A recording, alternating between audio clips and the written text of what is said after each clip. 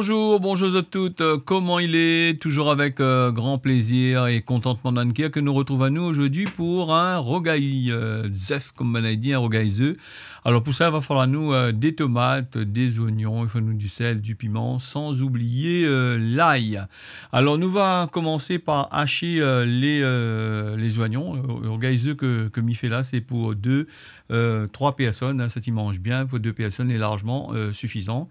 Alors, comme ingrédient, on m'avait dit que ça, il faut à nous. Et il faut à nous, bien sûr, des œufs frais, de préférence des œufs pays.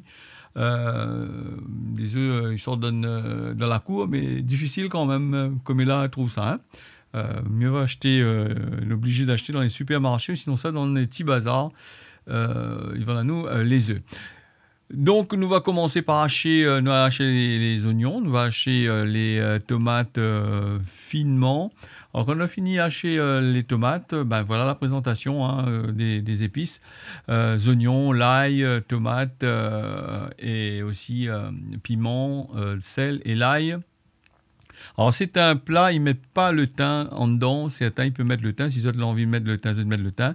Et m'oubliez des autres, nous mettre un petit peu de curcuma à l'intérieur du rogaï. Si jamais votre tomate est vraiment mûre, rose, même comme ça, là, une jolie couleur, bon, bah, vous n'êtes pas obligé de mettre du curcuma.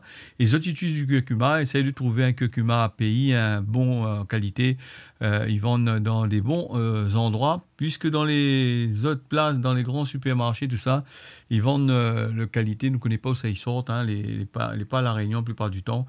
C'est des affaires que les importés et les vendus. Donc, nous fait revenir les épices, hein, les oignons, le piment, le sel, le l'ail à l'intérieur. Nous laisse bien compoter et nous ajoute les tomates et comment dire pour récupérer de l'eau.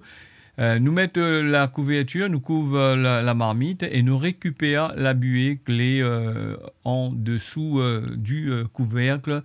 Ici, va nous à ne pas mettre de l'eau dedans, justement à faire compoter les tomates comme qu'il faut. Alors, pour faire ça bien compoté, comme il dit, il faut que le feu n'est pas trop fort dessous. Si je mets le feu trop fort dessous, il sec un bon peu. Et puis, pour la quantité d'huile, les œufs, ils consomment beaucoup d'huile. Les tomates, tout ça, ils consomment beaucoup d'huile. Alors, essaye de mettre un petit peu d'huile dedans. Hein, s'ils ne mangent pas l'huile tout le temps, les bons. Hein. Alors, 1,5 cuillère d'huile est largement suffisant pour la recette comme il fait là. Vous avez vu que les tomates, l'a bien compoté. Et les œufs, nous va faire un rogaï œufs entier. Néna, il fait bouillir les œufs, nous va faire bouillir la prochaine fois. Alors, Néna, il fait bouillir, Néna, il coupe en entier, Néna, il met sans couper. Donc, moi, je l'ai fait cette recette-là avec des œufs que moi, je l'ai cassé dans la sauce tomate. Alors, moi, je casse environ 5 œufs, c'est pour 3 personnes, 2-3 personnes, est largement suffisant. Quand vous avez fini, casse les bonnes œufs comme ça en dedans. Ils laissent le feu toujours bas dessous. Si vous mettez le feu fort, va croûter. Et si vous mettre trop l'huile dedans, va faire un peu bizarre, sera un peu en gratton en dessous. Donc là, quand on a fini fait les affaires, nous va couvrir la marmite et nous laisse, comme d'habitude, transpirer un peu. Et cette transpiration-là va faire cuire en dessus des œufs pour pas que quand nous tourne les œufs, lui casse. Bon, voilà, nous va commencer par tourner ces bonnes œufs-là un à un, petit doucement, prendre le temps sans trop craser. Mais c'est vrai qu'on est un peu écrasé, hein, donc si on pas laisse le voile former dessus, les affaires risquables de craser. Si on a trop fait cuire, les œufs, pas trop gaillards. Hein. Les œufs, en règle générale, il faut juste au bon degré de cuisson, de façon à ce que le blanc est encore un petit peu moelleux, le jaune est juste cuit. C'est comme ça, nous consommons ça. Voilà, le rogaï nous recouvre la marmite, puisque nous avons fini de tourner, nous laisse à lui, nous va recouvrir.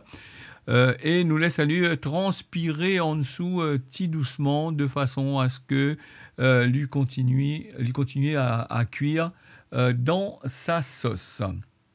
Voilà, nous avons couvert la marmite et à ce niveau-là, la recette est déjà quasiment finie. Je l'ai vu, nous n'a pas ajouté de l'eau du tout hein, et nous l'a pas trop fait cuire, pas trop fait cuire les œufs parce que bon, comme il dit Azot, un bon rogaï œufs, S'il est trop sec, il n'est pas bon du tout. Et si vous mettez trop l'huile, un peu, il n'aime pas l'huile, il n'est pas gaillard non plus. Voilà, la recette l'a finie. Il peut manger avec soit un sauce piment, soit un peu piment crasé que nous avons fait dernièrement. Et sinon ça, si vous avez le grain, vous pouvez manger avec le grain. Merci à vous, on y retrouve à la prochaine fois.